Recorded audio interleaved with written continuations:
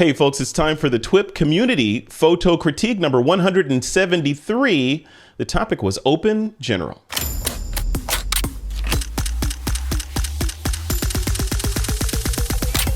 This is TWiP. Hey, welcome back to another This Week in Photo Community Photo Critique. I'm here with my buddy Troy Miller. It's time to go through some images that have been submitted. We skipped last week, Troy, because we didn't have enough images. For some reason, people were shying away from this open general critique topic, but they all came out for this. We gave them an extra week, and boom, and here we are. What do you think? Did you have a chance to look at the images, and what do you think? I did. I'm glad we gave them an extra week. Yeah, there's now we have like 12 or 13 images. So you know, good deal. Yeah, good deal. Good. And thanks everybody for participating, playing the game, putting your images in here for us to put our eyeballs on and be opinionated and critique your work. Anything happening in Troy world other than, you celebrating a couple of days ago another successful trip around the sun? You know what? I did my last wedding last weekend or weekend before that. So now it's just home projects. Nice. Light things on fire and stuff like that. Yeah. Yes. I'm rebuilding my fire pit. Actually, I had some gas leaks, so it's a huge mess right now back there. Ooh, yeah. Get that fixed before I come visit, because Yes, absolutely. Gas and fire. Yeah, they don't. They like each other a bit too much. So let's keep those controlled. Right. Well, our next critique, which, because we kind of shifted our critique recording schedule because of not recording next week, we're doing every other week, and the next one we record will be on December 6th, right? Because we're the 22nd. We're going to skip that week. Yeah, so Monday, December 6th will be the next critique topic. Troy, you want to reveal what we decided that topic is going to be? Yes, we decided that it was going to be a dominant color would be your subject. So picking something that has a strong color element, but the color itself is really kind of the subject matter. So and we have an example. You did a shot. Yeah, you did this shot. Tell us about this shot. Well, this was I went and did some miniature golfing, and the park was all decorated, and I love that super glow with the red on the tree. Now, I took this with my iPhone. It was super dark, so don't critique my photo. I know that that's overexposed and all that other stuff. But this is just this idea that the red from this is really sort of dominating the scene and kind of the subject. So looking for color, really using color. The color is the character, right? The color is the character of the shot. Yeah, and it is obvious, right? It's not like, oh yeah, this color had some red in it. So yeah, it's like the color is the supporting character for the shot somehow, however you want to do it. Don't just take a picture of a forest and say green is the dominant color. Use it creatively and show us, and don't cheap out. Some of you, I know who you are, would submit something with selective color. Don't do that. Fail. Automatic fail. If you submit something with selective color in it, it's got to be a compositional element, not an after the fact element. Yeah. Interesting. This should be a good one. What are some other examples, off the top of your head of, a shot that might be dominant color? Like, a shot of, it could be a portrait with really bright red lipstick kind of close up on the lips, where you're like, okay, red lips, or something like that. Like, what do you think? Yeah, I mean, you could do a still life where there's an element like an apple or an orange or something that has a lot of vibrant color sitting in a palette that's muted, so that one subject, or a banana, those kind of things could really pop. It could be a model that could be dressed very monochromatically or very monotone and maybe just has bright blue hair. Those kind of things. And then the hair was whipping around and, coming into the camera. That would be a couple that you could do. Landscapes too. I mean, you could shoot a landscape at sunset where the light is lighting up a particular set of clouds or something, very vibrant, where the landscape itself is kind of in shadow and kind of muted. So really the cloud is the hero, but it's the color that brings it really out of its space. Yeah. This is good. Yeah, you got to hunt for it.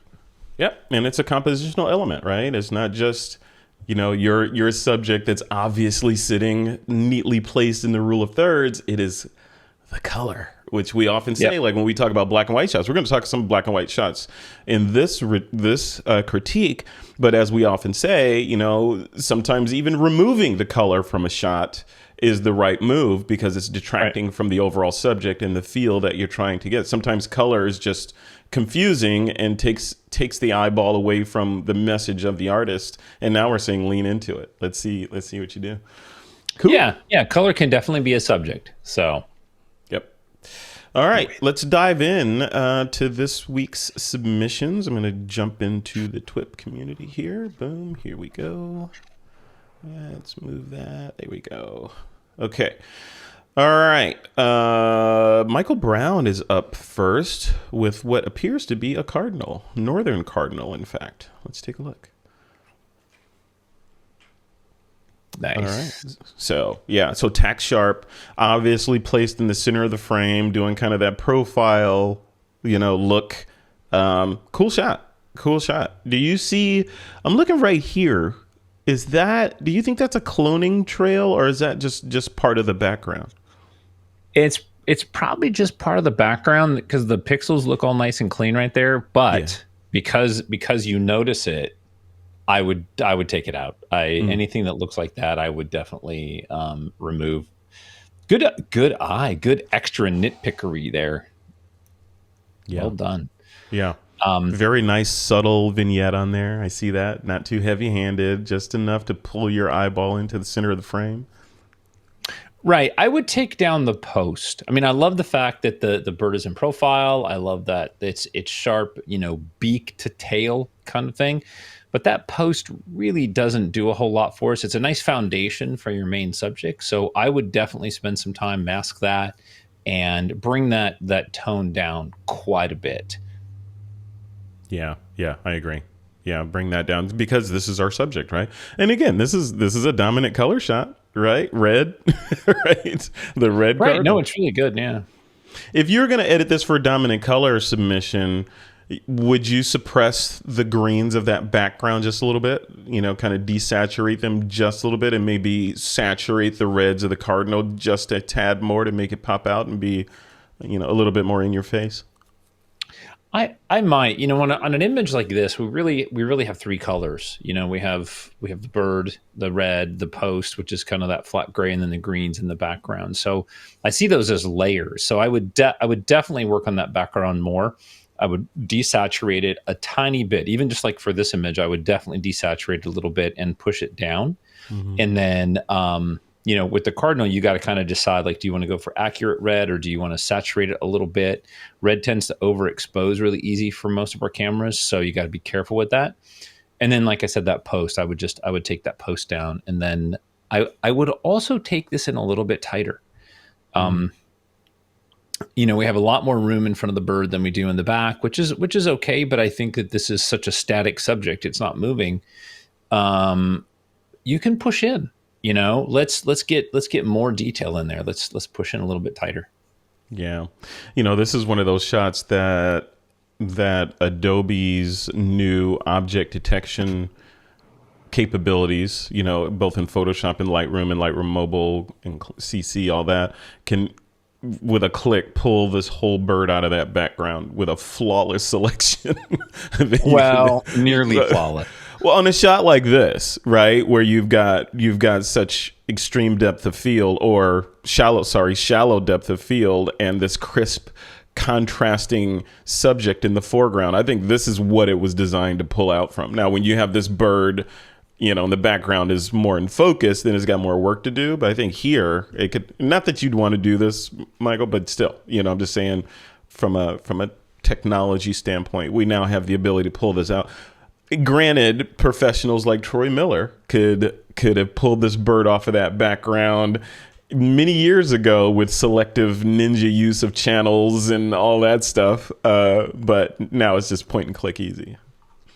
So yeah, the tools are definitely good starting points. I would say that as good as the Adobe selection tools are, when you have a subject like this, be very, very aware of the fine detail that really create three-dimensionality, and that is, the very fine fuzz of the feathers, like right under the bird's beak. The selection tool is going to have a hard time making that perfect, and it's going to clip usually the ends and some of the feathers, some of the finer feathers. So be careful, because then it looks like it's cut out. Yeah. It's not perfect. You got to get in there at 400% and look at that stuff and realize, like, oh my gosh, you've cropped off half the perimeter texture. Right. Yeah, and it's also a factor of resolution, how many pixels you give the software to work with. So low resolution, you're going to have lower results versus higher resolution. Absolutely. Cool. All right, Michael Brown, thank you for the Northern Cardinal. Moving right along, Michael DeRay made a comment on that one. Craig Stanfley's up next. He says, a whistling kite on Morton Island. Yeah. Look at that.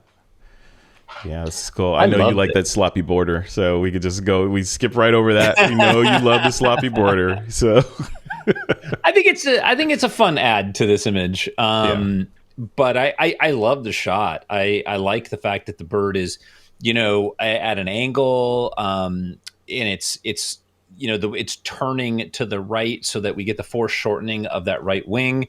I know that some birders don't like that. They want to see the full spread of the wing, very much like you would on a person. You don't want to see that wing foreshortened, and because you're shooting with a long lens, that happens. But I think it works here. I think it's really cool, and I love how the fact that the bird is not looking at the camera. It's like just looking past Craig. Maybe it is at a sandwich that's laying nearby or something, or a mouse or a thing. Yeah. But I think it's good timing. I really enjoy that. I think that the timing on this is just impeccable. Really well done. It's spot on. It is spot on, definitely. Yeah, and it looks like for me, it's not egregious, but just the closeness of this wingtip to the edge of the frame and how it's even overlapping a little bit on the sloppy border. I think I want to see a little bit more space around the animal, just a little bit, just a tad. I don't know. What do you think? Or do you think does that add to the tension having it that close? No, I totally agree. I mean, that would be the one little critique would be is give this guy a little bit more space, so that border doesn't interfere at all with the image, and then perhaps bring up some of the mid-tone highlights within the bird itself. It's a little flat, which is maybe stylistic, and that's okay if that's what you're going for. But just a little bit more contrast in the bird itself, but make a little bit more crispy. Yeah. Just a little bit more crispy on there. Yeah. I mean, it looks like it's a flat, light day, but those feathers are usually a little bit brighter, and so you might be able to bring up the contrast just a tad, or we're losing it in the stream. We never know. Mm-hmm. Yeah, but look at that. I mean, what a thing of beauty. Look at all that control over every one of these feathers there. Every one of those air shaping surfaces. What a cool shot. And those talons, that is. Yeah, you don't want to be a mouse when this thing locks onto you. Yeah. The bird of prey, Klingon. The bird of prey. All right, moving. Actually, that kind of looks like a Klingon warship right there, doesn't it? My nerd is showing. Let me tuck that back in. Depends on from what series of warship you're talking about. They look right. Different. Don't get me started. Mark Ciarrette is up next. He says the Beachy has been cleaned up, finally able to get out, and then the clouds roll in, but might as well make the most of it. Let's take a look at this shot. All right, this is the Beachy. When I look at this shot, this looks like a fine shot, but it looks more like a like this feels like it could have been a commercial shot if it was more, I don't know, considered, maybe shot a little bit more oblique, where beachy, the word beachy is more obvious in the frame. This is maybe out of there. Maybe we emphasize the umbrellas more, or maybe we shoot it more perpendicular from the front so that, you know, the elements are more balanced in the frame. This feels like, I'm not sure. I can't put my finger on it, but I can't. Maybe it's because there's too much road in there. I don't know. You know, like, where is my eye supposed to go? Is it the road, which is taking up a full third of the shot? Is it the sky that's taking up a full third or more of the shot? Or the subject here is kind of de-emphasized in the shot, and we've got a lot of stuff going on over here. I don't know. I'm curious to know what you think. Yeah, this is, this is one of those kind of tough shots that, is it fit for purpose? Is exactly what like they want to do, or is it more of okay, let's look at it from an architectural point of view, and let's try to get it, as beautiful as possible. So I think that we have too much vertical sky. I don't think we need all that sky up there. We can clearly see that it's a cloudy, stormy day. Anything pretty much above the building very much really doesn't add to the image. And then everything to the left of the sign, I don't think is really adding anything. Yeah, I do like a little bit of, I would say take out the tree, because I don't think that tree really adds anything. And I like the idea that the left side of the frame is open, because it makes me feel like it just continues on and on, where this way the tree kind of ends it and boxes it in, but not in a way that we need it. Let the sign do that. I think that cleans it up a little bit. So yeah. I mean, it's a great shot. I mean, I like the fact that we've got, our verticals are vertical, even though it shot a tad bit on an angle. The colors are there. It makes me want to go there. Oh no, for sure. I just feel like to lean into compositional elements like perspective. Like if Mark was standing maybe even right here on this median or something, that would have given us the perspective of these trees kind of going into the vanishing point a little bit more obvious, than they are here. It's kind of like that now. And these umbrellas kind of big and going into the distance, and more emphasizing the beachy sign and de-emphasizing these, because these would have been a little bit more obscured if you're standing kind of over here on the median.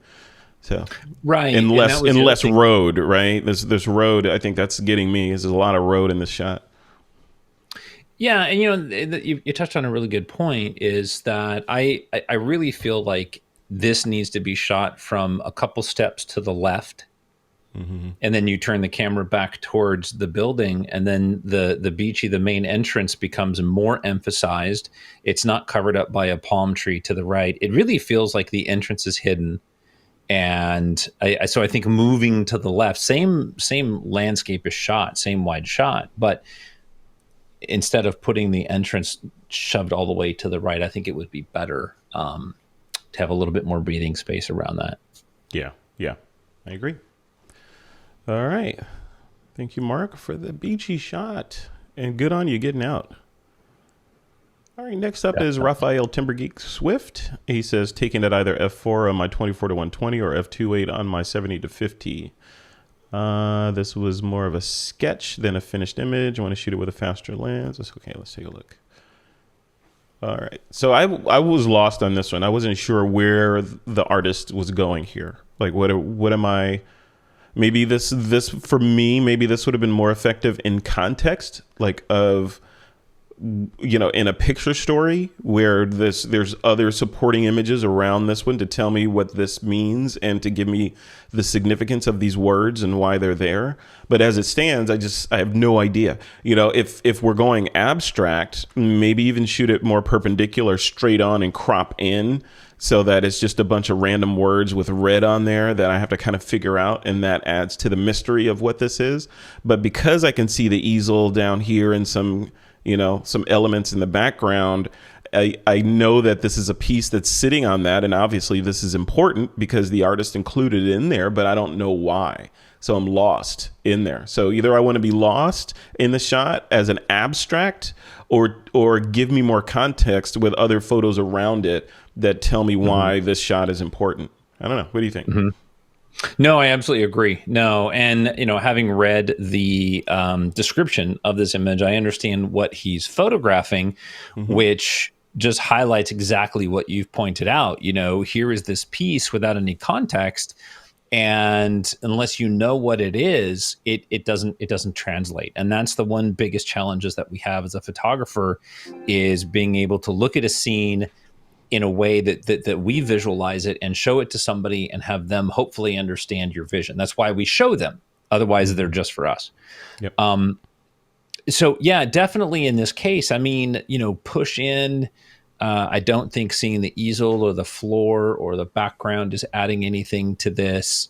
If you can get closer, shoot down, create a lot of shallow depth of field, focus in on a single word. Mm-hmm.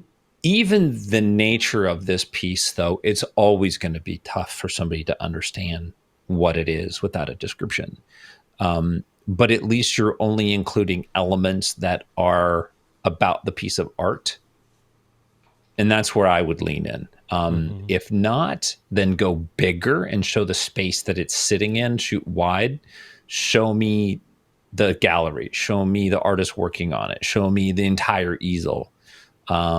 So I know what it looks like. Give me some sense of space and size and dimension. Yeah. Yep, I agree. I think those are the words I was reaching for. Yeah, the sense of place, size, and dimension, and the importance of it. Where it's sitting. But interesting, very interesting. But thought-provoking. For us having this conversation about compositional elements and abstract versus literal. So very cool. Thank you, Raphael. Yes. All right, next shot up is from Thomas Tom Buckhout. He says, different perspective of the Albuquerque International Balloon Fiesta, shot with his Canon R5. Let's take a look. Yeah, it's really cool. Loading. There we go. All right. So I've shot some balloon festivals, and they're really fun, and they're just full of color and amazing sounds, and it's such a neat, it's a sensory overload. So I really enjoyed this image, seeing it in black and white, because that was one of the things that I did originally when I went to the balloon festival in Kanab, Utah. Was I shot it in infrared at night, because the fire puts off a lot of infrared light. So I appreciate the black and white. Like I love the idea of the black and white. My only suggestion is just a couple little things. Is one, the balloon is cropped off at the top, and we need the whole balloon. I mean, it's just you got to have that, and then center the balloon in the frame. I mean, I kind of get a sense of what you're trying to do here by creating the other balloons off to the right, but they're not lit. They're just dark and muted. So I would crop to give you the main balloon as centered as possible. If you have room to the left that you can open that up, great, do that and leave the balloons on the right, but get that balloon centered. I think that would really help this image a lot. Other than that, I mean, I love it. I love the fact the balloon's off the ground too. So you got a good notice that. Yeah, I agree. I agree with that. The first thing I noticed was how close the balloon was to the top of the frame. And maybe maybe that's intentional, because this is a square crop. So I'm thinking maybe there was more space up there to play with. So a little bit more space and place for that balloon, especially since it's lifting off right now. You want to leave some space for it to float into cinematically. So I'd love to see a little bit more space up there. Down at the bottom, I don't know what it is about me and things close to the edge of the frame. Like this person, I think if possible, I'd want to have a little bit more space down here at the bottom. I agree with you. Cropping this so that the balloon is in the middle of the frame makes sense. But I don't like that their feet are so close to the edge of the frame down here. So I'd want to have a little bit of more space, maybe just like 10 pixels or something down here, just to give them a little bit more space. And then this person, I would maybe consider removing them completely, right? So that these are your kind of, close encounters people, that are kind of looking at the alien spaceship or something. Yeah. One of the things that I found shooting like balloons or anything big is that this image to me looks like it was shot with a slightly longer lens. I'm guessing, 120 millimeters ish, somewhere in there. because there's some compression going on, and it fools the eye into understanding how big these balloons really are. So if possible, shooting wide and getting in nice and close. These balloons this is nighttime, so these balloons are not launching. So what they usually do is they do like this, they have a name for it, I can't remember what it is, but they're basically showing off the balloons, and you get to walk around and they fire them up. So this guy's not leaving. So you have time, to get the composition and everything that you want. So yeah. Cool. I've yet to go to one of these festivals. They have them here in Northern California regularly. Mm-hmm. I've yet to get to one. I need to effort to get to one or the next one. They're great. And I know you'd be surprised that I actually flew in a balloon. You? Cool. Wait a minute. I know. Wait. He who got in a balloon of all things to get into, you got into one of these. What? Why? Of all things, why? So we were out in Kanab, Utah. My buddy Ken Skloot is a balloon pilot. Ken Skloot is an amazing nature photographer. If you can look him up. But we went out to hang out with him, and he's flying his balloon, and we got a chance to jump in. Margie and I did, and because I knew Ken and I knew I trusted him. He's been a pilot for a long time. I said, yeah, okay. Margie jumped in the basket like right away, and I'm like, well, okay. Yeah, and it was great. It was great. The flight was amazing. The landing was rough, but did it hit hard? We came down in a field, and again, this is one of those things about balloons is they are big. Even the small balloons are big. And so when Ken brought it in, we brought it into this field, and I think we had a little too much speed. I'm not a pilot. I don't know. And there was a tree and a fence that I think we were afraid that the balloon was going to lay into. And so the goal is you keep the balloon upright, and then you can just walk it to wherever you want to lay it down, because you can just float it over there. The balloon was not having it. It wanted to lay down. And so, the balloon was like laying down and standing up, but it's laying down. It was great. I was laughing the whole time. I was having a good time. Yeah. It's all fun and games until power lines get involved, right? Yeah, it was amazing. If you get a chance to go up in a balloon, it was really wonderful. It's really fun. And then would you ever go up in a helicopter? No. I've gone up in a helicopter. I've used to fly in helicopters all the time in the military. Nicole and I think for my birthday before last, we were in Las Vegas, and we went on a helicopter tour of the Grand Canyon. It was a surprise for her. I surprised her on my birthday, right? So we go out, and so she was scared. I'm like, it's nothing. I used to fly all the time. We had a great time flying around and kind of looking, taking pictures, and doing the whole tourist thing. A couple weeks later, we find out, hey, a helicopter crashed into I think it was the same company. It may have been the same company we were on. There's several companies. No. But yeah, that kind of put unnecessary risk spin on things, right? So unnecessary risk, hot air balloons, and helicopters. It was fun. Yeah, I would do this. Kanab, Utah, which is closer for a lot of us than Albuquerque, they do a balloon festival every year, or they were for a while, which is really great because you can go to Coral Pink Sand Dunes from there. You can go into Zion from there. So you can go to the balloon festival, and then in your downtime or when it's before or after, you can drive into Zion. It's like an hour and a half away through the back route into Zion. So it's cool. It's really cool. It's much smaller than Albuquerque. So cool. Adventures. Yeah. Very nice. Yeah, it was a lot of fun. Cool. All right, moving right along. Up next is Peter Levschen.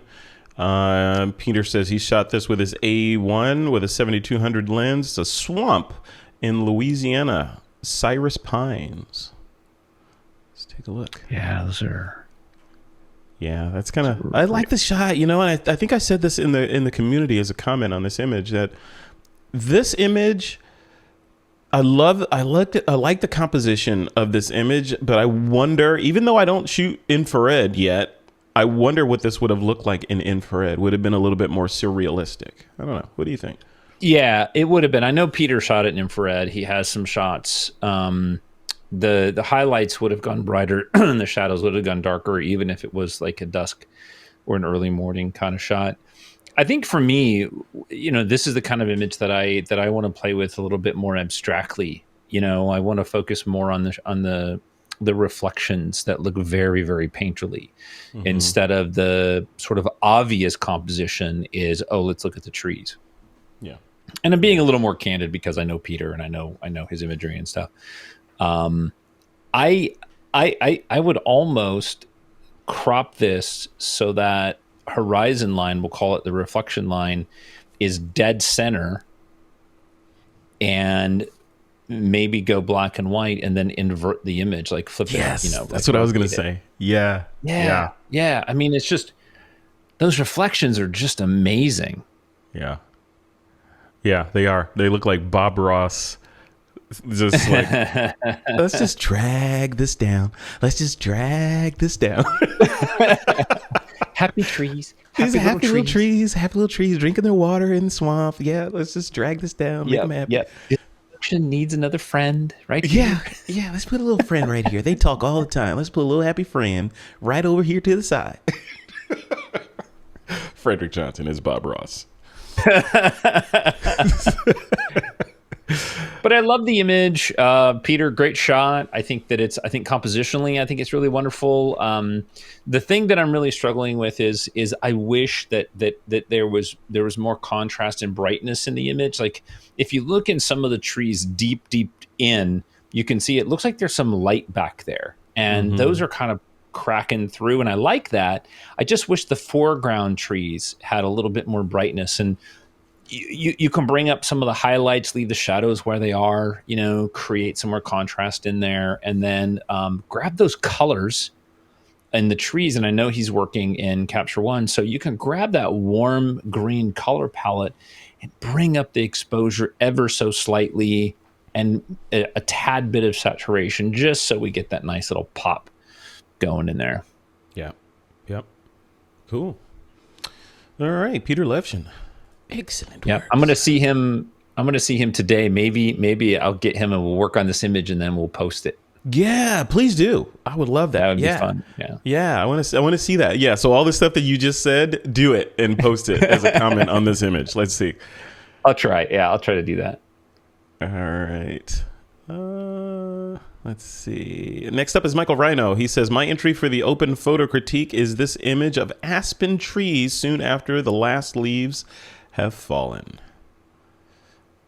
Wow, that's really cool. All right. Your thoughts on this shot? Yeah. Michael Rhino has such a target-rich environment up there. I think it's not even fair. It's not fair. It's not. I got freeways and traffic. Oh, yeah. Michael Rhino has means, motive, and opportunity. It's not fair over there. Right. Absolutely. So this image, I really want to love this image more, but I'm struggling with a couple things. One, I want to see the ground. The pattern of the trees are so dense, and it looks to me like it's shot with a long lens. It's compressed, and you really just have this mesh that it's hard to kind of figure out or see any kind of subject or pattern, which maybe that's what you're going for, and that's fine. So I would say, wider angle lens, getting closer, allow more depth and stuff to happen in there. One of the other things that I'm noticing is, and maybe it's not, but I think you're getting some moire happening within this image, and that's when like the pattern in your subject is aligning with the pattern if within the pixel placements on the sensor, to be a very rough description. And so you get like blue and magenta hazing around fine subjects. And I wonder if that isn't happening in here as well, creating some of that blue cast and stuff in there, because it looks like in the deeper mesh it's in there. So yeah, I don't have much to say about this one. I like it. I love the abstractness and the pattern of it and how it kind of brings you into it. It's 3D and 2D at the same time. The only two nits that I would throw in are it feels, even though if it even if it is horizontal, Michael, and these trees were sort of leaning to the right, because we have so little data to ground them, so we don't know that they're actually leaning to the right, or it kind of looks like that the shot is skewed to the right a little bit because all the branches are moving off to the right. So I would have just cheated back to the left to make sure that they're perpendicular in the frame. And then also down here at the bottom, I don't know that this ground down here is doing us any favors. Like, is it adding to it or taking away? I would say taking away, because it's pulling me down and I want to kind of look down further to see where they're going, and then it cuts off, so it's a little tease. So I would kind of maybe crop up a little bit and just lean into the fact that all these birch are just kind of, just kind of right there, all going straight up, and nature and its power, at once, without worrying about this ground down here in the foreground. Right. It's funny you said birch, because they're aspen trees, but you said birch. And I bring that up only because there is a very famous image from Ansel Adams that I think are birch trees. I could be wrong, but I was thinking birch. I'm like, I wonder if these are like, I'm thinking of the Ansel Adams trees, and my brain said birch. So I didn't know if you were doing the same thing. Probably. I see trees with white bark, and I think birch. Oh, no. Yeah. I mean, ultimately, Michael, it's up to you. It's up to you to decide, how you want to represent your art. For me, I'm getting a lot of blue cast in there, which I think is probably moire. Mm-hmm. Exactly what Frederick said, either lean into the hyper abstractness of this, or it's so busy. I'm just having a hard time looking at it, right? It's like there's a lot of noise and mesh, and mm-hmm.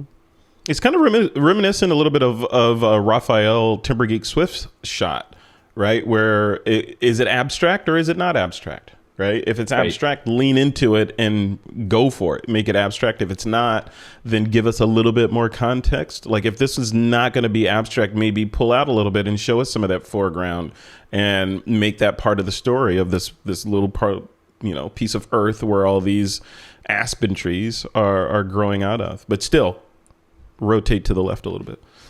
Right. And Michael, just do a search on Google for Ansel Adams birch trees.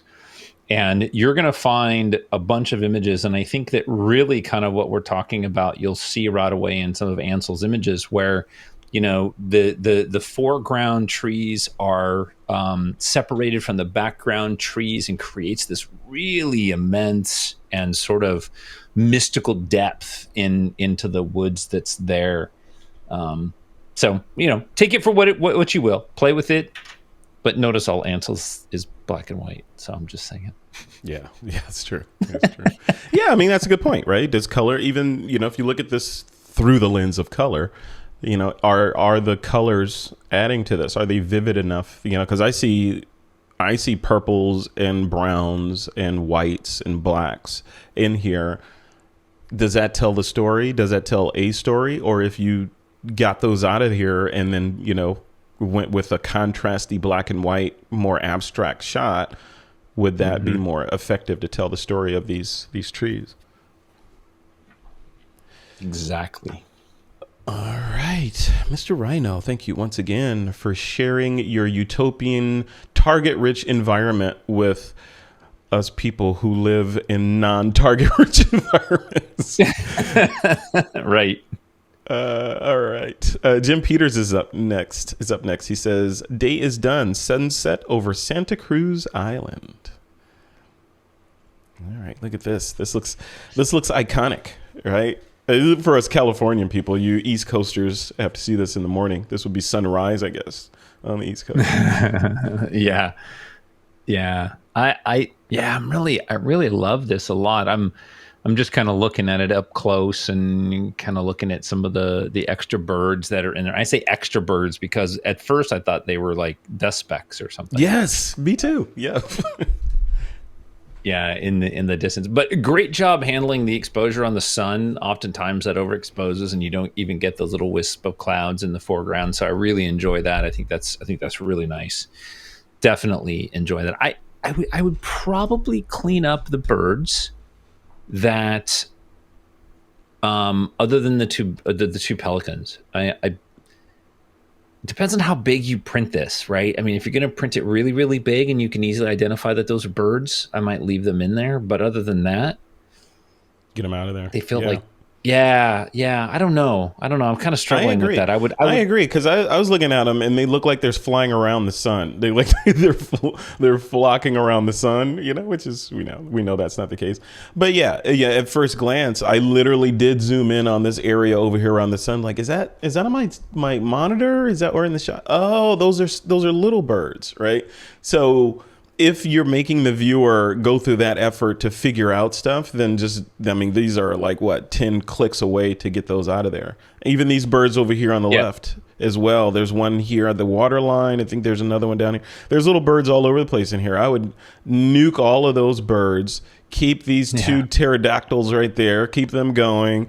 And even these little, these are probably oil rigs, right? Yep. Out there, I'd probably get rid of those too, just to clean up that horizon, because they're not really adding to the story. The story is really about the water, that nice horizon line, the sun setting over it, some wispy clouds, and these two birds heading to wherever they're going to go at sunset. The rest of the stuff can go, like those birds and the oil rigs. I totally agree. Yeah, I was just looking at those oil rigs as well, just to see what they are, whatever they are. I would clean all that stuff up. Mm-hmm. Yeah, and it's not hard either. I mean, that's what Photoshop and Lightroom and whatever tool you're using was made for, that kind of cloning, especially in a shot like this. It's, those are high contrast pieces. It's automatically going to think, oh, that's probably just sensor dust, and probably, help you get rid of them anyway. Right. But great capture, good eye for seeing that, and great timing. You handled everything else perfect, right? Like, you can't take those other elements out in camera, obviously, but you got everything in camera, which matters. Yep. Very cool. Lovely shot too. I love the cropping too, the panorama feel, because it gives you that, it brings you into the scene for one. As these panoramic shots, they kind of represent a field of view from, at least with our eyes. But then compositionally, the sun's going down in this direction, and these guys are moving from I guess camera right to, or camera left to right. So we're getting those two motion vectors in here. Kind of, it feels good. It's a cool shot. Yep. All right. Next up is Karen Sweeney. Karen says, a chilled out Eurasian jay staring me out. She shot it with her D500. Let's see. Bring this up. Yeah, look at that. You eyeballing me, boy? Yeah. This is really wonderful. I always, the first thing I do is I always zoom in to an image, or I move closer to it, so I can really get a good sense of, how sharp it is and things like that. And I just love, just how sharp these birds are. And I appreciate the detail that it takes to make that happen. Really, for me, and this is just personal preference, is I feel like the bird is competing with the log, or rather the log is competing with the bird. And there's really not a whole lot you can do with that. I mean, you could burn it down a little bit, but then I think it's just going to get kind of flat and muddy. Maybe cropping it in tighter. And I realize this is where the preference comes in, is like, do you want to see the whole bird, right? Do you want to see tail to head? And that's entirely up to you. If so, I would probably crop off about half of the right side of this frame and go for more of a square crop. Yeah. Or if you just push in where you keep the bird's toes on the log, right, and then do sort of like a nice horizontal, crop, kind of what you got here, I think that would work really well too. And there's so much sharpness in here, and the image is just really wonderful. I think you could really do that and make it work as well. Yeah. Agree with all that. Yeah, that's tough. That log is the biggest, highest frequency thing in the shot, so your eye's going to go straight to that, right? So, and how do you de-emphasize that when it's in the foreground for the most part, and it's taking up so much of the shot? So, I don't know. You could try desaturating it just a little bit and increasing saturation / contrast on the bird a little, just so that you're pushing one back and pulling one forward. I love the bokeh in the shot with the blurry background. It almost feels cinematic, right? It feels like a diorama or something. with this guy sitting there. Like, this is a stuffed bird, and that the greenery in the background is actually a photo back there, and that's printed blurry like that. I don't know how I feel, and this is a good question for you. I feel like there's a lot of complexity in this shot. I don't know if the key line around the border, is it adding to it or taking away? Is it necessary to have that key line in a shot like this? Or does it matter? I like it. Personal preference. I mean, I like it. I don't think that you have to have it. I think it's an additional add. Just having the black border. Yeah, it's a little bit of flair, and I mean, I like it. I mean, I'm okay with it. It's not too heavy. It's not too bright. It does a good job of sort of finishing the image. So that's just totally preferential. If you're going to enter this in like an affiliate type level competition, that's exactly what you want to do. So. I would suggest, though, in the border that you make sure that the border is the same thickness all the way around. So the top and bottom of this one, it looks a little bit thinner than the left and right. It could be an illusion, but it does look a little thinner. So check that. Also, we're going to say, like, coming out of the bird's left eye, you see that bright branch that's kind of heading off to like 2 o'clock right off the bird's head. Right there. Yeah. Yeah. Those are things that you can take out in post, and I would suggest you do that. But when you're shooting, you don't often see those. Yeah. Because you're shooting through a lens that's highly compressed, right? It's a long lens. You get a lot of compression. Things that are super far away suddenly become part of your main subject.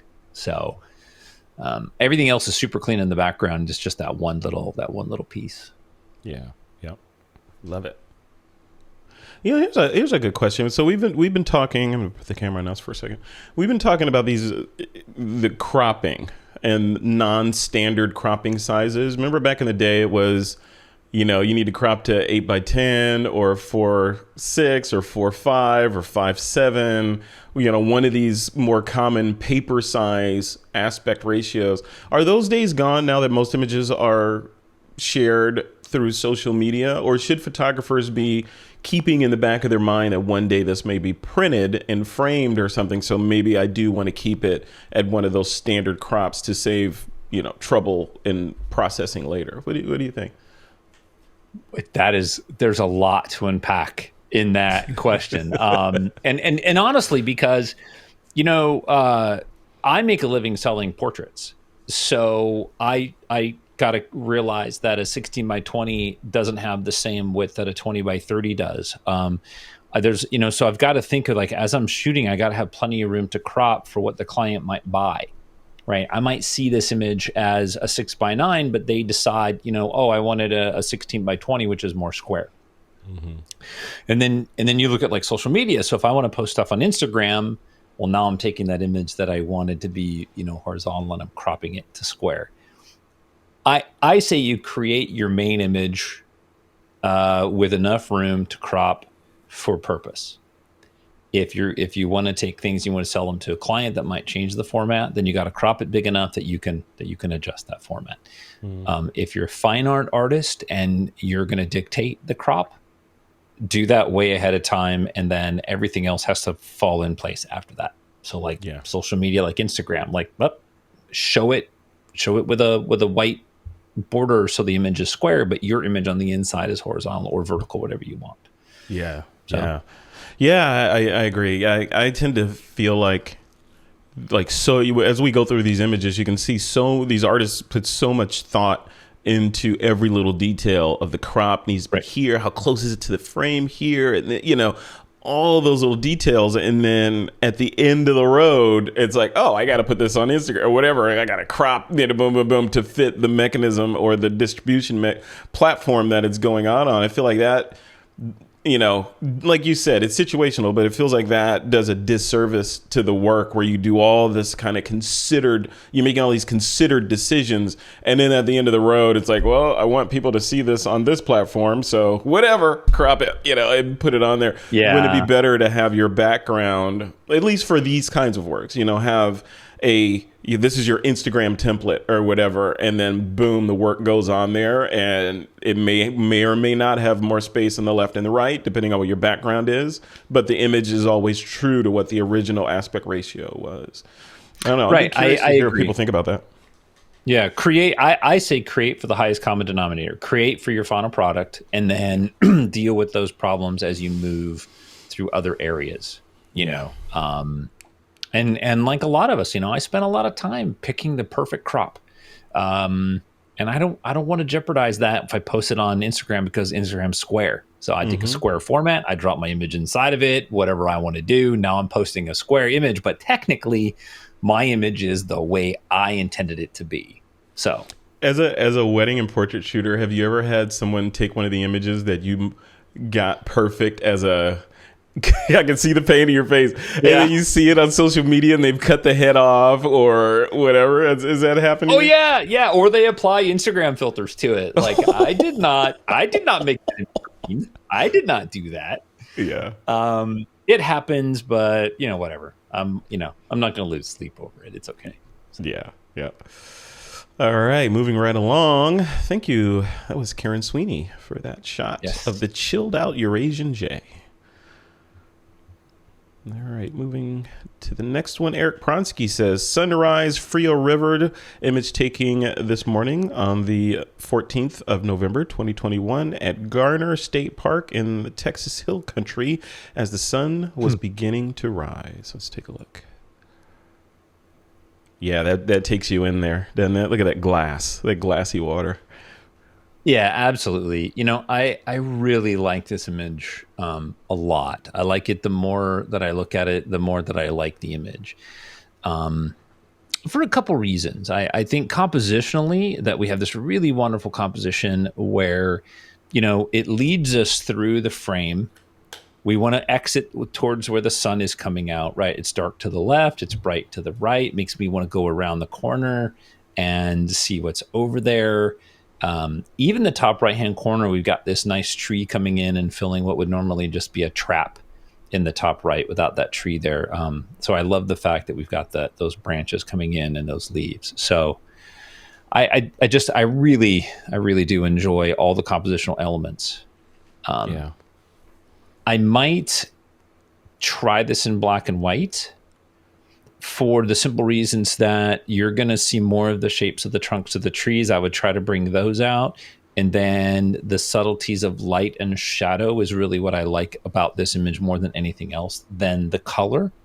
That's just preferential. I would also lean into trying to bring up the brightness on that fog on the water a little bit. And that's just going to require some luminosity masking. But I think just maybe a half a stop, a quarter of a stop would help a lot. Yeah, I like this. I get lost in shots like this because it's really interesting. I can almost smell it, and hear the crickets and the frogs and whatnot going on. When I look at this shot, I feel like I want, and this is just my brain working, but I feel like this is the perfect setting for something else. Like I want, like on this little tree trunk here, like a Huck Finn looking dude sitting here with a line cast in the water, or a canoe right here with lovers in it, kind of making their way down, something like that, But even on its own, this shot, this is a really good shot. Like you said, all the nature has a way of putting colors together correctly, right? And it did it right here perfectly. So yeah, I dig it.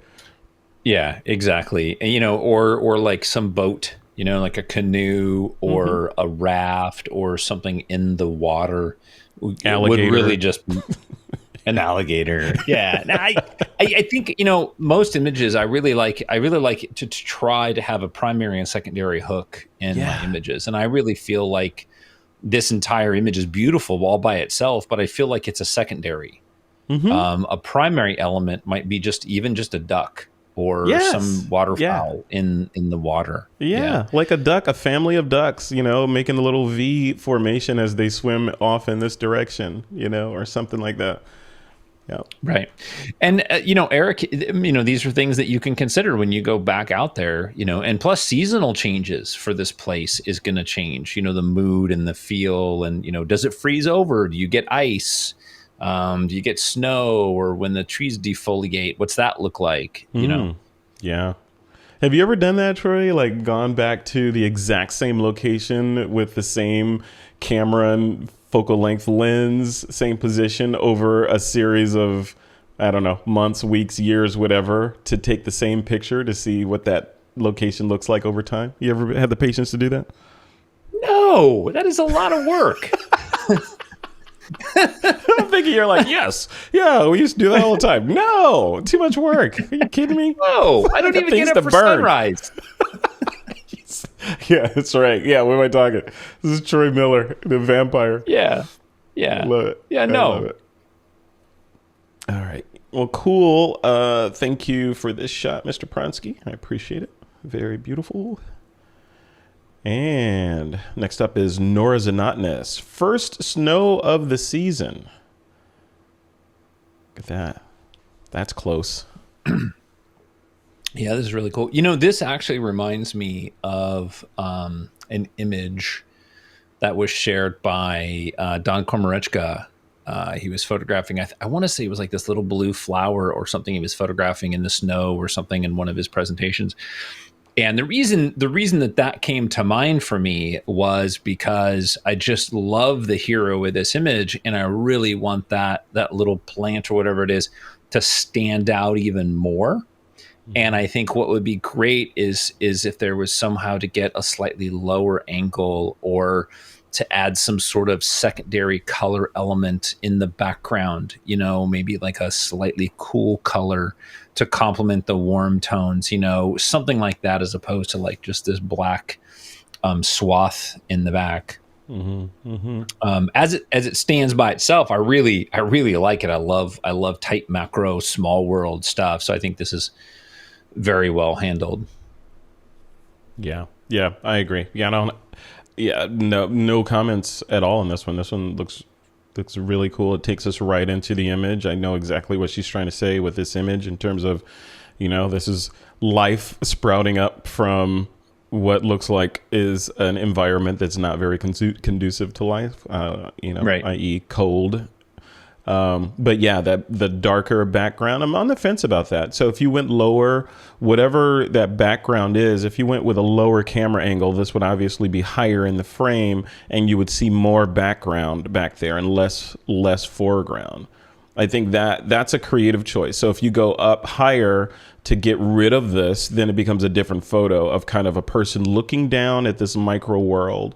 If you get lower, it gives more of a point of view or an ant's point of view look at this giant thing set against kind of a really dark abyss back there. So yeah, I think it's more of a creative choice.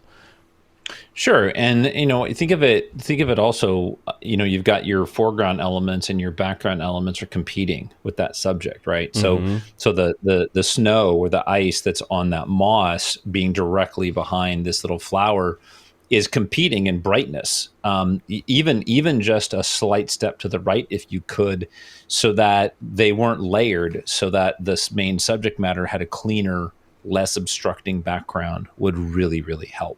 You can't always do that. Like, we realize like, okay, maybe there's a tree there. You can't move the tree, but if we can see it, maybe that can help us find, different elements. Nora, you should work on your compositing skills or practice your compositing skills and put yourself in this shot, leaning against this little plant here, reading a book.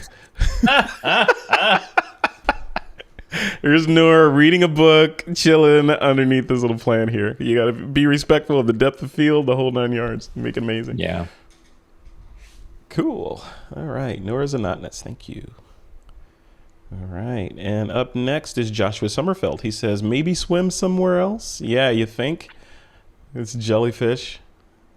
I still believe jellyfish are aliens. I believe they are jellyfish.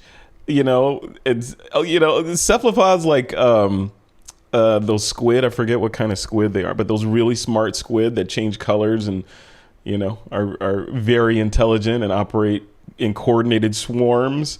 Those are also aliens. These are all aliens that are under the sea that mean us harm. So this is one of the reasons why Troy Miller doesn't go in the ocean. This guy right here, right? Yeah. Well, that's why the beach makes a nice barrier for things that live in the ocean, because they can't come out, they die. I like that a lot. Yeah. Yeah, like that. Do you not eat things out of the ocean either? Do you avoid seafood? No, I like seafood. I just don't go in after it. It's their environment. They can have it. It's theirs. I don't want to. I don't want to compete for space. Yeah, I hear you. Yeah. No. This shot. What do you think of this shot on the merits of photography, composition, lighting, and color? You know what? I like it a lot. I know these are really tough to photograph. I mean, they're in a tank in an aquarium. You don't have control over light, and you got to wait for them to kind of come in at the right time. I love the fact that, it's sort of head down, which works great for that water. I wish we didn't have as much negative space off to the left. If we're going to have negative space, I want a lot of negative space to give it a sense of smallness in a big area. Mm-hmm. Have your subject move its tentacles over to camera left and fill that space a little bit, Yeah.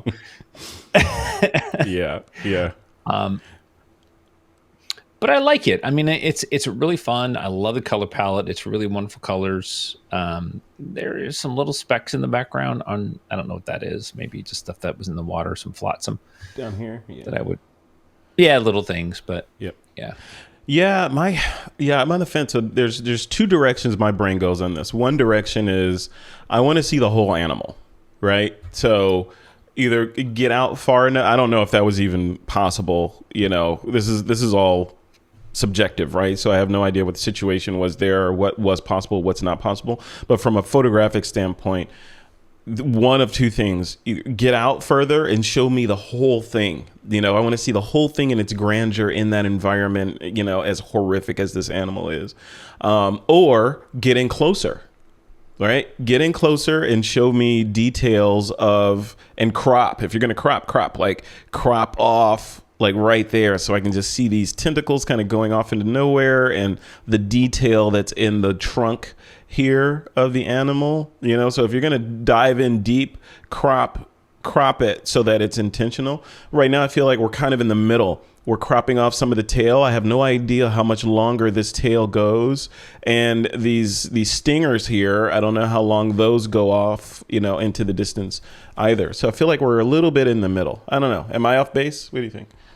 No, I think it's fair. I think it's fair to say, it's super challenging to photograph, right? Like you probably have a window to look through into a tank. So unless you're out in the actual wild in a school of these things, you just can't. Right? You have other issues at that point. You're not.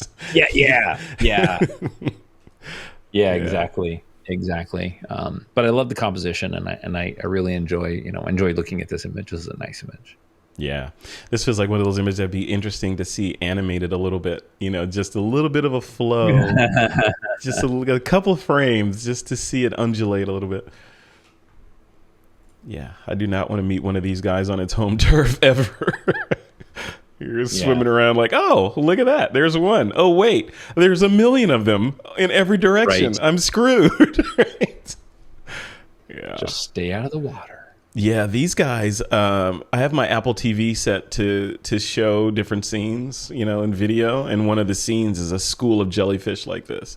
It's always horrific when I see it. It's like, it's beautiful, but it's like my brain just goes to, what if you just find yourself swimming in these? That's just going to be if you make it through, it's going to be a bad couple of years for you as you get over this. Yeah. And you're scarred for life. Yeah. But come on, are you going to have that conversation with the non-stinging ones to make sure? No, if one stings and it's bad, I mean, those box jellies, Troy, the box jellies in Australia, the most poisonous creature on earth, and it's like this big, right? Yeah. You take down a pachyderm with this little. I'm not messing with anybody in that family. You all have the right of way, as always. All of you win. So. Yeah, stay out of my house. Yeah, stay out of my bathtub. All right, moving right along. Next shot up is, and thank you. That was Joshua, right? Joshua Summerfeld. Yeah. Thank you for the jellyfish. Up next is James Glenny. James Glenny says, it's pitch dark at 5 p.m. again, so I'm happy to be getting back to working on my Starlight tan. Nice. Single exposure, 10 seconds with a Sigma 20 millimeter, edited in Capture One. Let's take a look. Nice. Look at that. See, I have to defer to you on these because I have never shot any astrophotography. I'm curious what you think about this as someone who has. This is really nice. I really enjoy this. I think that, it really comes down to astrophotography. Like, there's the community that has decided this is how, the Milky Way should look. And then there's the fine art side of it that you can kind of do whatever you want. And I lean into the fine art side of it. I like to try to get the sky black. I realized, we do a long exposure and we try to bring up as much light as we can so that we can see the Milky Way. But my goal, deep space is black. There's no light coming in between the stars. So I try to get that darker, and I try to get the stars to pop a little bit more. So that would be one of my suggestions is, try to go for more of a deeper, darker midnight sky kind of thing. Mm-hmm. But with that said, with the way that it's presented here, I enjoy the silhouette of the trees in the background and stuff. I just wish that we had more foreground, because it's a great shot of the sky, but we don't have a central focal point, right? We don't have like a bright planet that's really sort of screaming out to us, or, a tree in the foreground framing it, or a reflection, mm-hmm. In the foreground. But that's harder to get. So yeah, I've seen Russell Brown is from Adobe, one of the evangelists over at Adobe, plays around with doing astrophotography and combining these long exposure astro shots with light painting.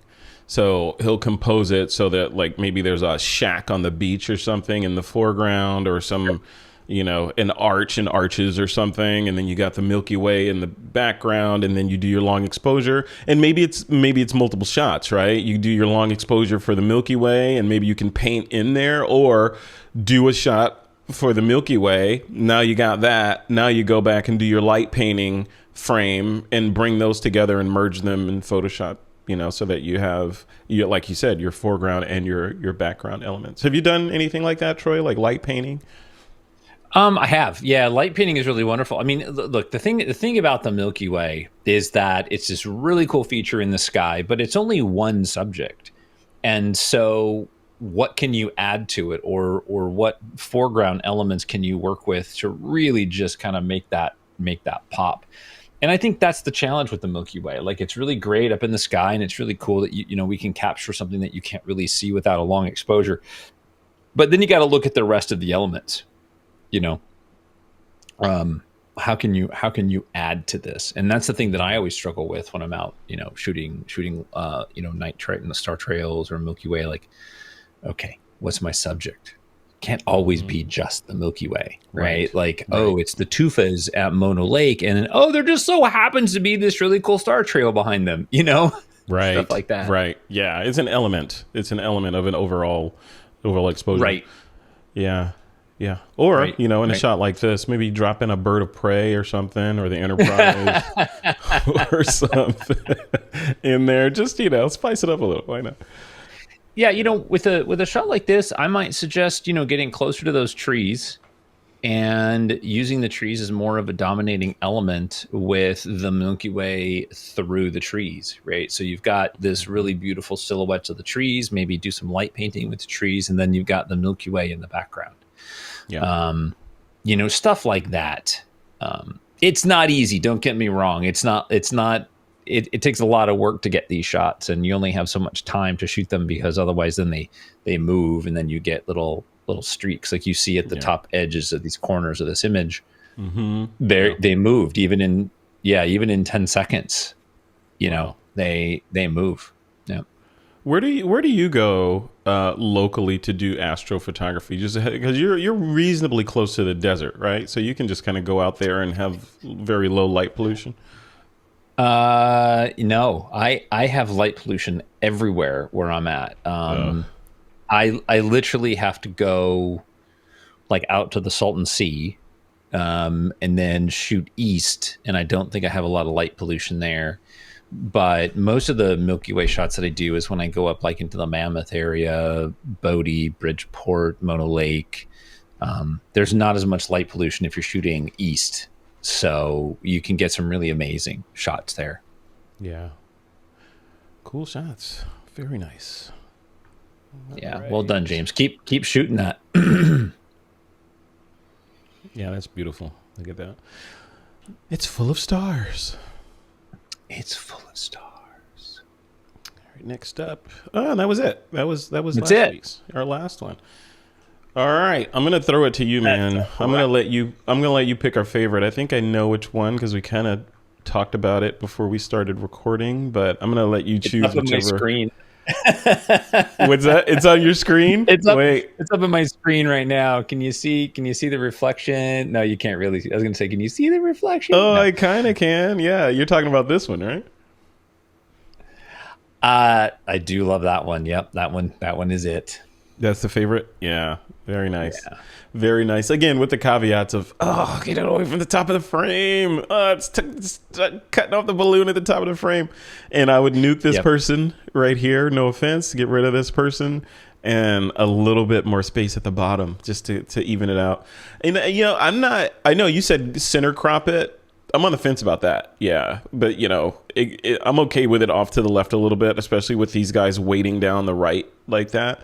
I think it would have been equally good centered or just like it is, just with a little bit more space around the edge. The balloon is the hero. The main balloon is the hero of this image. Yep. And so for me, right, the way that I edit my images, I do everything to make that hero look the best possible. Everything else is secondary. Yep. And for me, that is put this guy in the center, make sure he's vertical, make sure it's got plenty of room to breathe around it. If I can open up the crop or tighten the crop, that it increases the focus on my hero, then I'll do that. Everything else is unimportant. Yeah. Everything else can pound sand. Right. Pound sand. Love it. Well, congratulations there. Oh, that's not what I want. I wanted to get out of it. Okay, here we go. Tom Buckhout. Thomas Buckhout. Very cool. Excellent. You are our favorite. So, next week, Troy Miller, what's our topic? I know what our topic is. You want to sell it? You want to reveal it? We did at the beginning. Did we reveal? We did. Yeah, duh. We did. We talked about the whole shot and everything. Duh. Yes. You're so used to doing it at the end. I am used to doing it at the end. We should start doing it at the beginning, but I like to force people to watch it all the way through to get to the end. But yeah, this is we talked about dominant color. So right. That's it for critique 174, which we'll be recording 2 weeks from today. So yeah, this should be interesting. Any final tips you want to throw in there before we end this on dominant color? Get out and shoot. Right? Yeah. Get out and shoot, enjoy the weather, and be a good human. It's always a good thing. I love it. Here in the area where I'm at, my Amazon device just gave us an update saying, beware that there's going to be a lot of fog in your area tonight. I'm like, yes, fog. Fog. I was driving through Sacramento a couple days ago. It was foggy in Sacramento. Oh man, what a beautiful town when it's foggy, because it was that fog that's not so low that it's on the ground. It was just like at the top of the buildings to obscure the high rises, so you could see the lights kind of vanishing into the fog. It was really, really cool. Really cool stuff. Yep. Cool. All right. Well, we will leave it right there for this one. For those of you in the United States of America that celebrate the upcoming holiday on Thursday, Thanksgiving, enjoy your holiday. Enjoy your feast and your family if you decide to do that. But be safe in any case, and live to celebrate Christmas, if you would. So absolutely, yeah. We're taking this year to the extreme again. We're gonna stay home, and we're not gonna go mingle. Even my mom, she's 15 minutes away. She's just recently recovered from a breakthrough case of COVID. Oh, and wow. Yeah. She's 76. She's fine. She just had a bad cold. but my unvaccinated family member brought it into the house, you know, so even though the world is opening up and we're this close to the finish line, it doesn't make sense to run the race this long and then just throw your hands up at the end. And there's people that are still getting sick and still people that are still dying from COVID. So, so be safe, have a good time, get outside when you can, and, enjoy the weather and take your camera and, all right. Be good. I can't add anything to that. We'll leave it right there. Thank you, Troy Miller, once again, for lending your critical eyeballs and thoughts to this week's. I'm looking forward to the dominant color one. We haven't done dominant color before, I don't think, in any of our critiques. Yeah. I don't think we've done it. Yeah, so this will be interesting to see what folks come up with. Again, dominant color, no selective color, and don't phone it in. Like, hey, here's a tree. And it's got green in it. Green is a dominant. Come on, like show your art. Let's see what you can pull out. That's right. That's right. This dominant color. I'm challenging you to pull out what you can in this dominant color one. Yeah, you're surrounded by color. Make it happen. And you guys may not know this, but Frederick and I spend a lot of time actually talking about what subject matter we think can inspire you. Because that's really why we do these things, right? Not just so we can talk about images, but we want to inspire you with a new idea, and then talk about it within the community and here. So we don't phone in these critique ideas either, right? Like occasionally, just to keep it real. Occasionally, we do pull something out of the junk drawer and throw it in there. That's usually open. We're like, I don't know. Yeah, that's the open one. Yeah. For the most part, I mean, this was considered because we thought about just inside baseball before we landed on dominant color. We thought about giving a specific color like red or blue or green. And I thought that would be too restrictive. Right. And I think it'd be more creative just to say, yeah, your color, your choice, but something dominant, and use that color as a compositional element and the hero of the photo that you're submitting, not just a supporting character. The color has to be the main hero, and it's got to be obvious as to why that color is the main subject or the hero of the frame.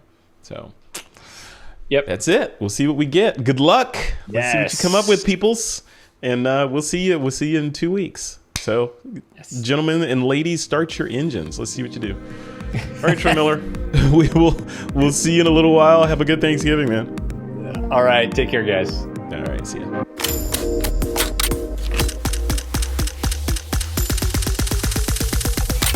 This is TWiP.